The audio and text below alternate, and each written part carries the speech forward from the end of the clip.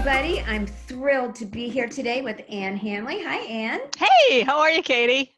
Great, great. All right, and I'm excited. Let's talk about newsletters. Yes. Why do you think they're a big opportunity for writers right now?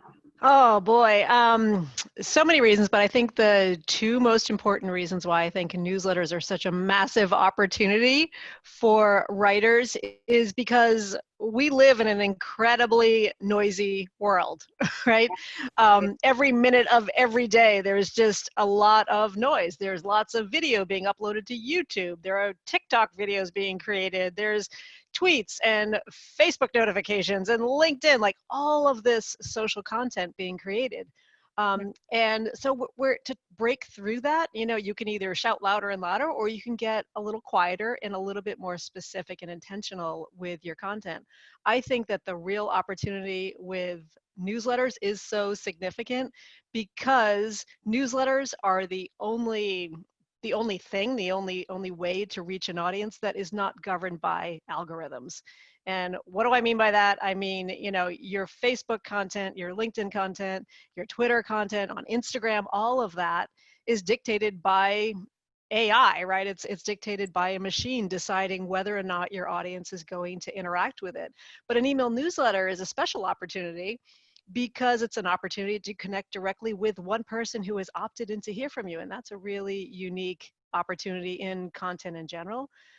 The second reason why I think there's a real opportunity for writers, though, is not to state the obvious, but email newsletters are written. And so many writers are obviously, that's their chosen way of communicating. And so thinking about that newsletter as an opportunity to really use your craft and to create something special for the audience that you're trying to reach, writers are so uniquely positioned for that. And you just don't send out one newsletter. Once you You send don't. out one, then you got to start thinking about the next one. And if it's daily, weekly, monthly, whatever it is, it's a nice ongoing gig. Yes, exactly. Yeah, and it's an opportunity to connect and build that momentum, build that cadence with your audience. Right. In marketing, we think about, the one thing that'll break through, but an email newsletter is an opportunity to really nurture that community, and not think about one and done, to your point, but do what I talk about all the time, which is to build that relationship long term with an audience, really deepen that relationship over time. And so that's the opportunity with email newsletters when they're done right. Now, can you talk for a minute about the different types of newsletters? Yeah. Like if you're a company versus a solo entrepreneur, like, many of the writers listening to us today. Yeah, I think there are three main types of newsletters for both individuals and for companies. I'll talk about those for a second, and then I'll talk about which I think are most appropriate for our audience here, for all of you writers. So the first is more of a news curation, right? So if you want to cover your industry better than anybody else, if you want to be in that, if you want to connect with a certain niche audience, a great way to do that is to curate daily headlights, right? Daily headlines, and share them with your audience, with your putting your own point of view on them. So an example of that might be like Morning Brew. I get that every single morning. It tells me what's going on with the election. It tells me what's going on internationally. It's very much based around news. And it doesn't just deliver headlines, it gives me their synopsis of it and their take on it. So a news or a curation newsletter is one part, or one kind of newsletter. A second is what I'm calling like a pop-up newsletter. So a great example of that is the New York Times just came out with a coronavirus newsletter, right? We're all dealing with coronavirus.